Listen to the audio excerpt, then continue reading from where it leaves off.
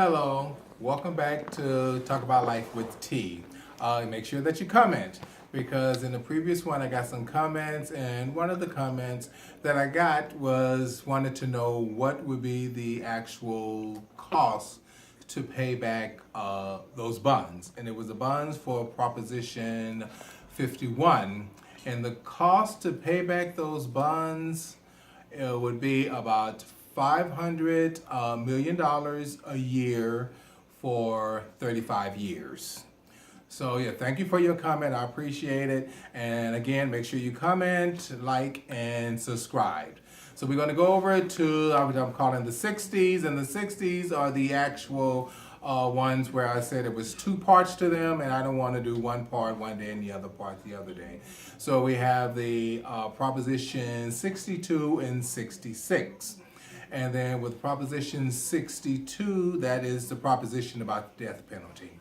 And what they want to do is to get rid of the death penalty and replace it with life in prison without parole. And what that does is to save the taxpayers a lot of money.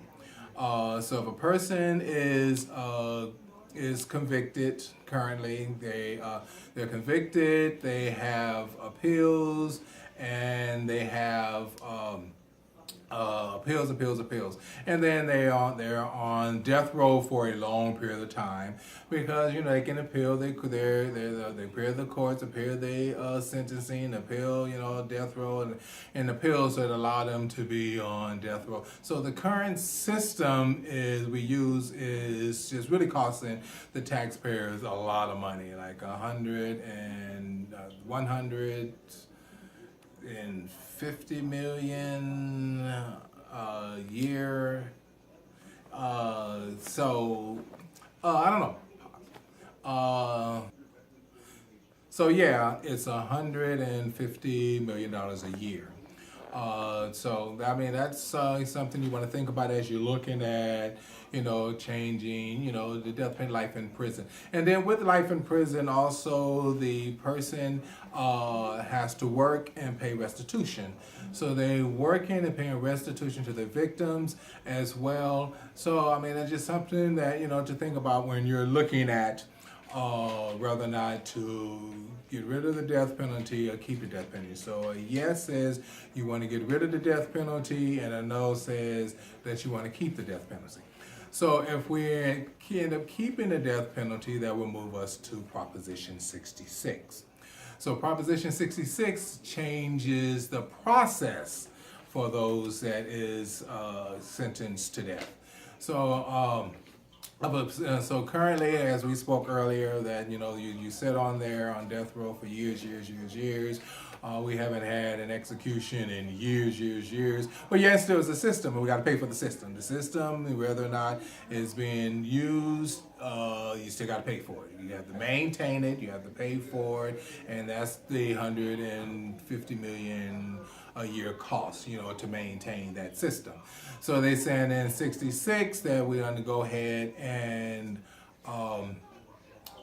shorten it. So they're going to change the process and says no longer, it's 5 years. So from a person that is sentenced to death, then within 5 years, that person, that sentence has to be carried out. Which means that within 5 years, they still can do all the appeals and stuff like that. But by year 5, that execution has to take place. So no more that they can sit on death row longer than 5 years. So anything that have to happen, any appeals have to happen, any proven of innocence, have to happen. All that has to take place before that 5-year mark. So that's what Proposition 66 is about. It's just talking about, that issue there. So if you agree to change, Proposition 66, so it says that it all needs to happen in 5 years, then you vote yes. If you say you don't agree with it, then you vote no. But remember, you have to vote for both. You can't vote for one and not vote for the other. Okay, because if it doesn't pass, then you need to be default to 66. So you want to weigh in on 66 as well, what you feel about it, what you think about it, and you want to vote and have your voice heard on that. Okay, and then the next set is Proposition 65 and 67. And Proposition 67 is the one about the single-use plastic bags. And not to confuse the single-use plastic bags with the recyclable plastic bags that you buy for 10 cents or more. So there is a difference between the two bags. This here is a ban on the single-use plastic bags. And it was already a measure, and it was passed, and the measure was SB 270. And then that was the actual measure that says, yes, the ban is take place. So this here is it says, okay, yeah, we want to continue to have the ban, and it's statewide ban on bags, on single-use bags. Okay, which is interesting, okay, because I can go to the grocery store, and then I purchase my groceries, and when I purchase my groceries, then I get up to the register, and then all of a sudden I realize, oh wow, I forgot, I don't have my bags. Okay, and then so I know I'm not the only one done that. I know I'm not the only one done that. So comment. I really want to know what you think about that. Comment below and let me know what you think about it, because I know I'm not the only one. So what I end up doing, I end up buying more recyclable bags. And then next time I buy more recyclable bags. So I don't know. Go figure, I end up having a whole bunch of recyclable plastic bags. But yet and still, that is what the Proposition 66 is about, is if you agree to continue the ban on single-use plastic bags, you vote yes. If you disagree with the continue ban, then you vote no. But then that brings us to, if it passes, that brings us to Proposition 65.